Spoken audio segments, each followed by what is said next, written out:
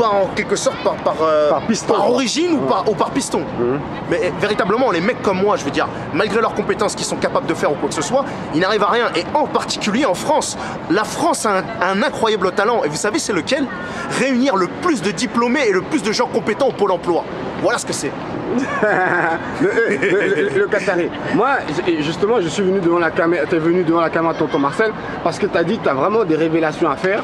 Et alors, donc, tu viens de montrer ta pièce d'identité tunisienne, ouais. Tu n'es pas, comment ça s'appelle, qatarien. Je suis 100% tunisien. Ok, alors, comment réunitais-tu tout cet argent? On voit dans des vidéos, tu donnes des Ferrari, des Porsche, des Lamborghini, de l'argent à tout le monde, tu vas dans les banques, tout ça, tout. Comment tu réunissais? Et moi, je vois un bonhomme tout musclé, bien costaud, tout ça, tout. Alors, il faut savoir un truc, c'est que le producteur en chef est capable de faire des trucs de ouf. Et est capable de trouver des trucs au moment où tu t'y attends pas. Ça, par contre, sur ça, je peux pas le dénigrer, je peux pas dire non. Le mec a réussi à faire des trucs pas croyables. Mais par contre, moi, de mon côté, j'ai pris des risques de ouf là-dessus. Et maintenant, moi, je veux dépasser ça. Le Qatari ne m'amène rien dans ma vie, ne m'a jamais rien apporté et n'apporte rien au monde. À un moment donné, ça a été le héros qui donnait du rêve à des gens pendant la crise. Mais ouvrez les yeux, le Père Noël n'existe pas et personne va vous donner des sous comme ça. Aujourd'hui, devant cette vidéo, en fait, tu as décidé de mettre un terme, en fait. Hein. Tu veux plus qu'on te manipule, qu'on joue avec toi. Non. C'est bon, t'en as marre, quoi, vraiment. Concrètement, ouais, j'en ai marre. Et je voulais passer justement un coup de gueule par rapport au système qu'il y a au niveau audiovisuel en France. Parce que l'audiovisuel en France, que ce soit la télé ou les productions ou même les grandes chaînes YouTube, elles n'intéressent strictement personne.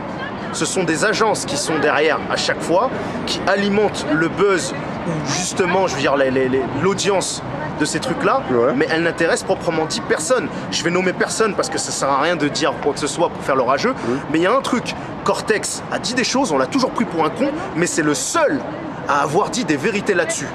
Il a dit des vérités là-dessus. Par rapport à quoi, justement? Par rapport à certaines grandes chaînes YouTube qui étaient mises en avant, alors que proprement dit, elles n'intéressaient personne.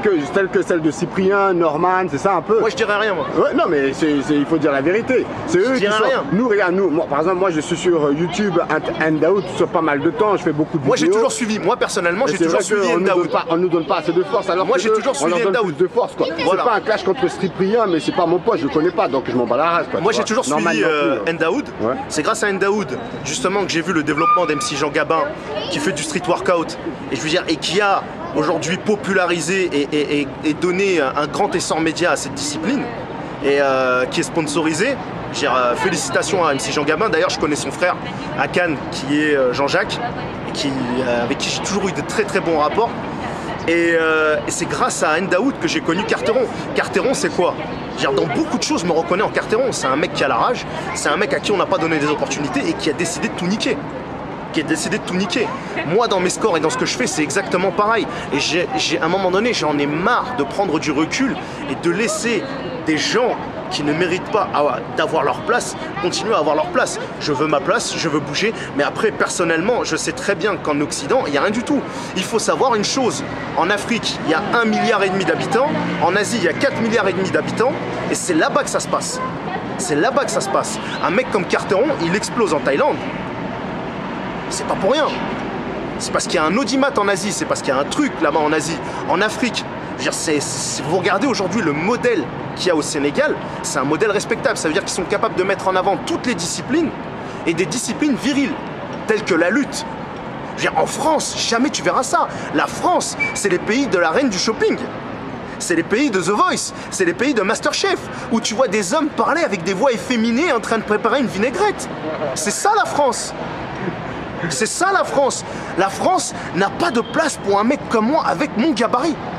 La France n'a pas de place pour un mec comme moi. Ouais, pourtant, putain, le Qatari, quand je touche là, putain, c'est... Oh là là, c'est costaud, quoi, franchement, hein. Je fais les meilleurs scores, je suis pas reconnu. Il n'y a pas proprement dit de... Non, là, t'as décidé de pousser ton coup de gueule, en fait. Voilà, pousser mon coup de gueule. Je veux surtout faire passer un message. C'est qu'à un moment donné, arrêtez de promotionner parmi les nôtres. Je parle tout ce qui est issu de l'immigration. façon, ils resteront africains qu'ils le veuillent ou non. Tu le veuilles ou non, tu restes africain, mec. Chez toi, tu manges le tiep, chez toi, tu manges le couscous. Culturellement, tu es comme ça, mec. Tu ne vas pas changer ton code ADN. Moi, j'ai vécu en Tunisie, j'ai vécu en France, j'ai vécu au Canada. Je reste tunisien. Donc devant cette caméra, tu as décidé de dire clairement, voilà. Tu n'es pas le Qatarien, quoi. Voilà. Tu n'es pas le Qatari. Je suis pas le Qatari. Arrêtez de m'envoyer tout horrible, là, ça ne sert strictement à rien. Surtout, j'ai pas 1 euro sur mon compte, voilà. C'est tout. Et dans l'absolu, moi ce que je veux faire passer, c'est un message de fond. C'est arrêter de promotionner. Je demande aux médias d'arrêter de promotionner des schlags qui ne valent rien du tout. Arrêter de promotionner des choses qui n'apportent rien à la jeunesse, telles que le rap pourri. Essayer de promotionner des vrais athlètes. Je veux dire, quand tu vois qu'un mec comme Carteron mérite bien plus d'attention médiatique que ça, que moi par rapport à ce que je fais, je veux dire, on pourrait être des exemples pour la jeunesse. Je veux dire, que ce soit MC Jean Gamin par rapport à ce qu'il fait aujourd'hui, je veux dire, on va pas dire que tout son passé est honorable, mais aujourd'hui ce qu'il fait c'est exemplaire. Au niveau poids de corps, le mec se démerde avec ce qu'il a.